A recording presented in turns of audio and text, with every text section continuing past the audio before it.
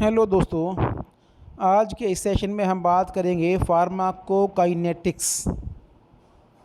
ये फार्माकोलॉजी का बहुत ही बेसिक टॉपिक है और इसी से हमें पता लगता है कि कैसे दवाइयाँ या मेडिसिन्स जो हैं कैसे बॉडी के अंदर जाती हैं, कैसे डिस्ट्रीब्यूट होती हैं, कैसे वो मेटाबोलाइज होती हैं और कैसे उनका एक्सक्रीशन होता है।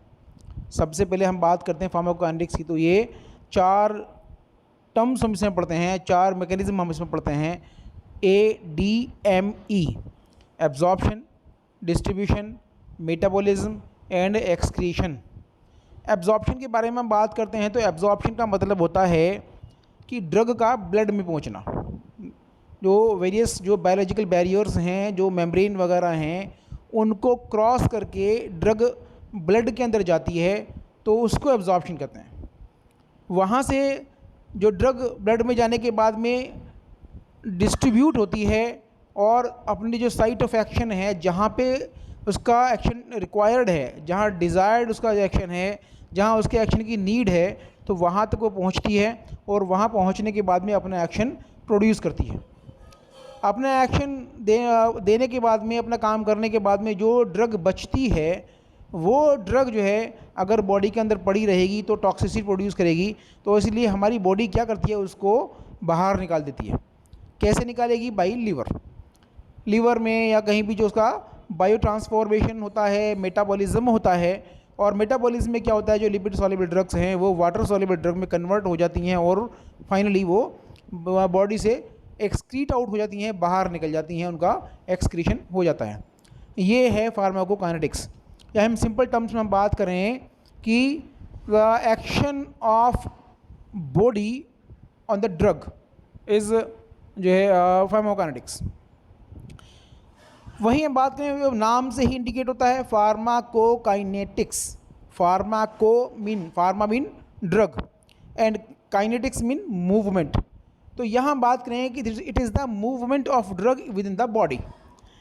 तो यहाँ हम स्टार्ट करते हैं कि pharmacokinetics is the quantitative study of drug movement in, through and out of the body.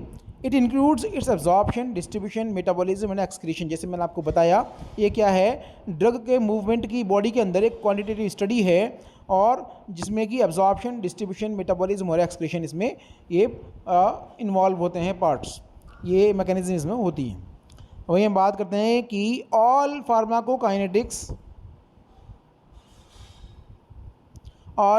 Pharmacokinetic process involve transport of the drug across the biological membrane. और जितने भी जो फार्माकोकाइनेटिक प्रोसेस हैं उसमें क्या है कि सबसे पहले मैंने आपको बताया कि ड्रग को बायोलॉजिकल मेम्ब्रेन को क्रॉस करना पड़ेगा, तभी ये फार्माकोकाइनेटिक प्रोसेस होंगे। तो यहाँ बायोलॉजिकल मेम्ब्रेन क्या है इसके बारे में हम समझ लें। मैंने हालांकि पहले भी इसके बारे में एक वीडियो बनाई है कि जो हमारी ये बॉडी है, बॉडी के अंदर जो सेल्स होती हैं, वो सेल जो है जो है कि उस मेम्ब्रेन उसमें उसे इनक्लोज होती हैं। तो किसी भी ड्रग को उस मेम्ब्रेन को क्रॉस करना होता है और क्रॉस करने के बाद ही वो ड्रग में ब्लड में एब्जॉर्ब होती है और तभी उसका एक्शन प्रोड्यूस होता है।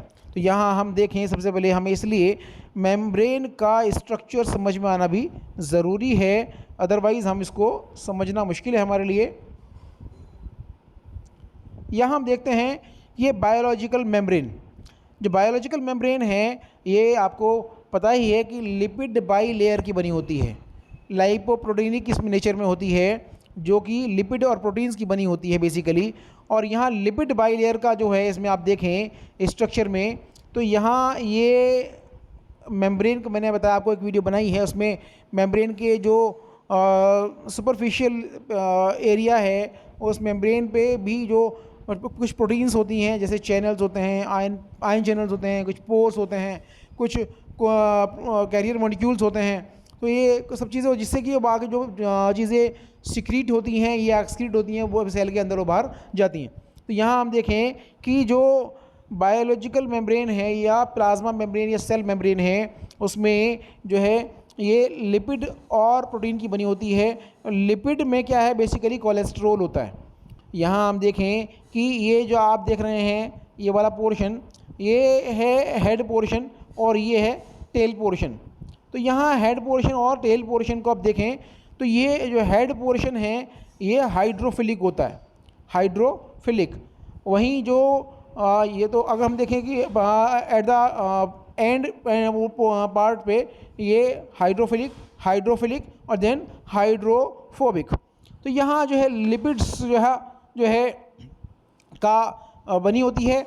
और जो हाइड्रोफिलिक पार्ट है, hydrophilic means hydro mean water, philic mean loving, तो वाटर लिविंग पार्ट होता है। और बीच में जो टेल पार्ट है वो हाइड्रोफोबिक है, वो hydro mean water and phobic mean heating, वो वाटर हीटिंग पार्ट है। इसलिए जो लिपिड सॉल्युबल ड्रग्स हैं वो इस मेम्ब्रेन को, मैंने बताया कि कोई लिपिड बाइलेयर की बनी होती है, लिपिड्स की बनी होती है, तो लिपिड सॉल्युबल ड्रग्स जो हैं वो मेम्ब्रेन को इजीली क्रॉस कर जाती हैं। लेकिन जो वाटर सॉल्युबल ड्रग्स हैं या आयोनिक ड्रग्स हैं, वो ड्रग्स जो हैं ये आयंस वगैरह हैं, ये इस मेम्ब्रेन को इजीली क्रॉस नहीं कर पाते हैं। तो हम इसको बेस्ट जो डिस्क्राइब करते हैं फ्लूइड मोज़ेक मॉडल के से। जो फ्लूइड मोज़ेक मॉडल भी क्या है, ये एक मॉडल दिया फ्लूइड मोज़ेक मॉडल का जो है, जिसमें कि इंट्रिंसिक प्रोटीन्स होती हैं, कुछ एक्सट्रिंसिक प्रोटीन्स होती हैं, और जो मेम्ब्रेन का जो स्ट्रक्चर होता है, जो लिपिड होता है, वो एक फ्लूइड की फॉर्म में होता है। जिससे कि जहाँ पे कोई मटेरियल या कोई सब्सटेंस या कोई ड्रग इसमें एंटर करता है, एंटर करने के बाद में वहाँ कुछ उसको अंदर लेने के बाद में फ्लूइड जो मेम्ब्रेन का स्ट्रक्चर चेंज होता है, और स्ट्रक्चर चेंज होने के बाद में जब ड्रग अंदर आने के बाद में ये स्ट्रक्चर बिल्कुल फिर उसका बाद में ऐसा ही हो जाता है। इसमें फ्लूइडिटी होती है, इसका हमने वीडियो बनाया भी है, तो आप इसको देख लें। तो ये बायोलॉजिकल मेम्ब्रेन है। अब हम देखें, जैसे मैं आपको बताया कि it is a bilayer about 100 angstrom thick of phospholipid and cholesterol molecule. The polar group or glyceryl phosphate attached to ethanol amine or choline or hydroxyl group of cholesterol. तो ये हम देखें कि जो मेम्ब्रेन होती है वो बाइलेयर, लिपिड बाइलेयर की बनी होती है, और ये जो है करीब 100 एंगस्ट्रॉम 100 एंगस्ट्रॉम मोटी होती है, और जो कि फॉस्फोलिपिड कोलेस्ट्रॉल की बनी होती है। तो यहाँ हम देखें इसमें कि जो दो सरफेसेस इसके होते हैं, एक non polar hydrocarbon chain are embedded in the matrix with adsorb extrinsic और इंट्रिंसिक प्रोटीन्स। तो यहाँ आगे हम देखें, इसमें ये तो स्ट्रक्चर हुआ, बहुत बेसिक चीज़ है, हालांकि आप इसको देख लें। तो यहाँ ड्रग्स का जो ट्रांसपोर्ट होता है मेम्ब्रेन के अक्रॉस, वो दो टाइप से होता है। Number 1 is passive diffusion and filtration, second is specialised transport. तो पैसिव डिफ्यूज़न और फिल्ट्रेशन इसको हम पढ़ते हैं हम। तो देखें पैसिव डिफ्यूज़न, तो पैसिव मतलब क्या है कि ये एक्टिव नहीं है, पैसिव है। इसका मतलब ये है कि इसमें एनर्जी का इन्वॉल्वमेंट नहीं है, एनर्जी इसमें यूज़ नहीं होती है, क्योंकि ये पैसिव है, बिना एनर्जी के होता है। डिफ्यूज़न, तो the drug diffuse across the membrane into the direction of its concentration gradient. तो हम क्या कहते हैं कि जो डिफ्यूज़न का मतलब है कि मूवमेंट ऑफ द ड्रग और पार्टिकल्स और substances from higher concentration to lower concentration is diffusion. यहाँ the membrane playing no active role in the process. This is the most important mechanism for majority of drugs. Drugs are foreign substances and specialized mechanisms are developed by the body for normal metabolites only.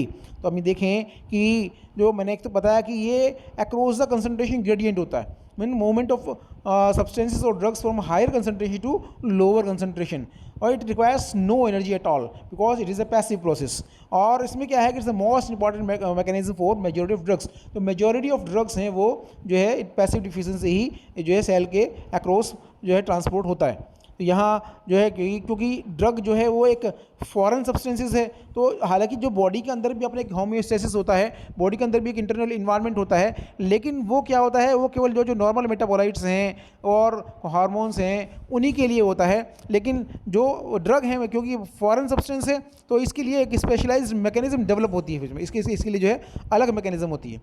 तो अब आगे हम देखें कि lipid soluble drugs diffuse by dissolving in lipoidal matrix of the membrane.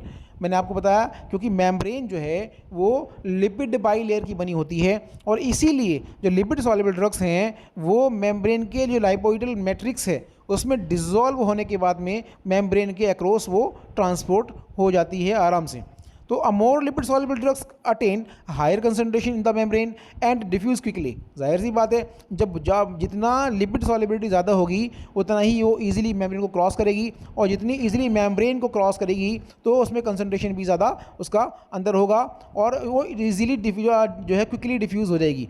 तो also greater the difference in the concentration of the drug on two sides of the membrane faster is it's diffusion. हालांकि एक चीज़ और भी है, अगर concentration दो side में concentration drug का ज़्यादा है तो डिफ्यूज़न ज़्यादा होगा, क्योंकि मैंने बताया कि डिफ्यूज़न जो होता है जो movement of the particles from higher concentration to lower concentration.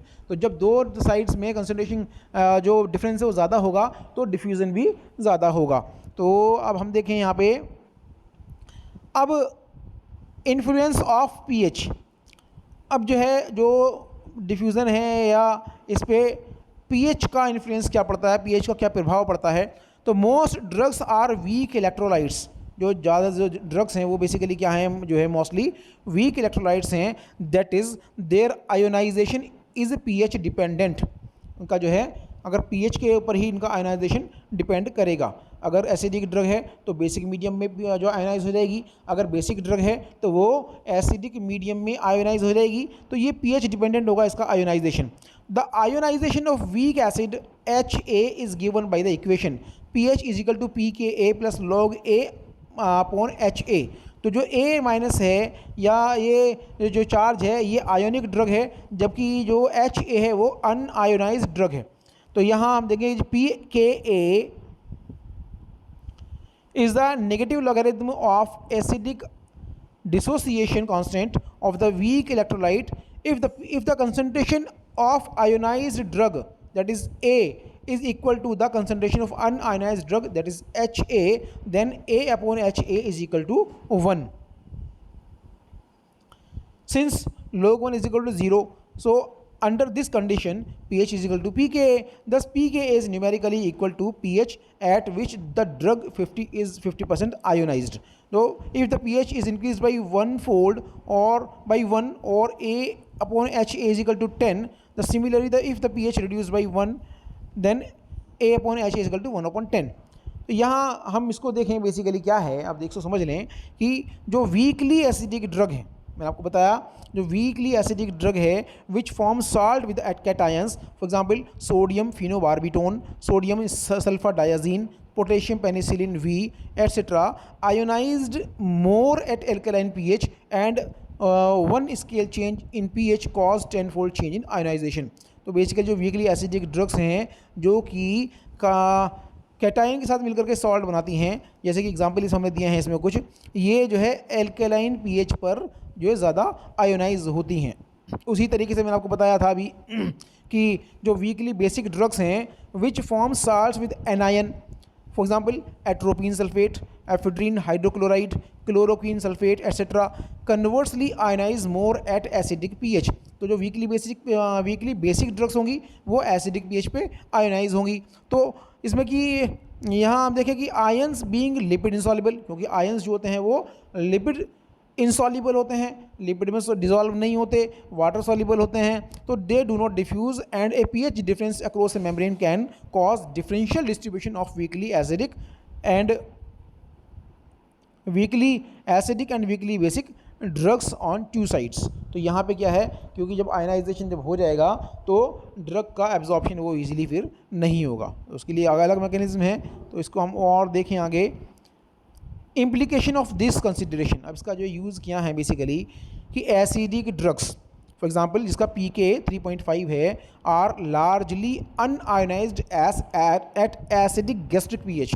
जो एसिडिक ड्रग्स हैं वो एसिडिक pH पर अनआयोनाइज्ड होंगी, जो बेसिक ड्रग्स हैं वो बेसिक ड्रग में अनआयोनाइज्ड होंगी। लेकिन वहीं अगर जो है अगर उनको देखें, अगर एसिडिक ड्रग्स हैं तो वो बेसिक pH पर वो जो है आयोनाइजेशन का उनका हो जाएगा। इसी तरीके से जो बेसिक ड्रग्स हैं वो एसिडिक pH पे आयोनाइजेशन हो जाएगा। तो यहाँ बात करते हैं इम्प्लीकेशन क्या है, जो एसिडिक ड्रग्स हैं वो लार्जली गैस्ट्रिक में स्टमक के अंदर जो है वो एसिड होता है, एसिडिक मीडियम होता है, तो उस एसिडिक pH पर ये ड्रग अनआयोनाइज्ड फॉर्म में रहती हैं and are absorbed from stomach, while bases for example atropine जिसका pK is equal to 10 are largely ionized and are absorbed only when they reach the intestine। तो हम देखें तो अब सिंपल सी हम बात देखें, जो एसिडिक ड्रग्स होंगी वो कहाँ पे, स्टमक में से एब्जॉर्ब होंगी, और जबकि जो बेसिक ड्रग्स हैं वो इंटेस्टाइन से जाके एब्जॉर्ब होंगी।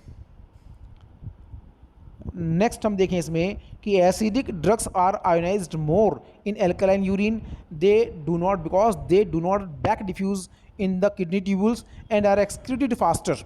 Accordingly, basic drugs are excreted faster in urine if urine is acidified। तो अगर वहाँ पे यही हम देखें कि अगर जो एसिडिक ड्रग्स हैं, अगर यूरिन जो बेसिक है या एल्कलाइन है, तो उस केसेस में एसिडिक ड्रग्स जो है वो जो है रीअब्जॉर्ब नहीं होंगी, वे डू नॉट बैक डिफ्यूज़ नहीं होगी, और वो किडनी ट्यूबुल से वो एक्सक्रीट आउट हो जाएंगी, जल्दी से जल्दी वो एक्सक्रीट आउट हो जाएंगी। वहीं अगर क्योंकि वो क्या है, वो आयनाइज्ड फॉर्म में हो जाएंगी, क्योंकि एसिडिक ड्रग है तो बेसिक मीडियम में आयनाइजेशन हो जाएगा। वहीं हम देखें जो बेसिक ड्रग्स हैं वो एसिडिक यूरिन में जो है बहुत जल्दी से एक्सक्रीट आउट होती हैं।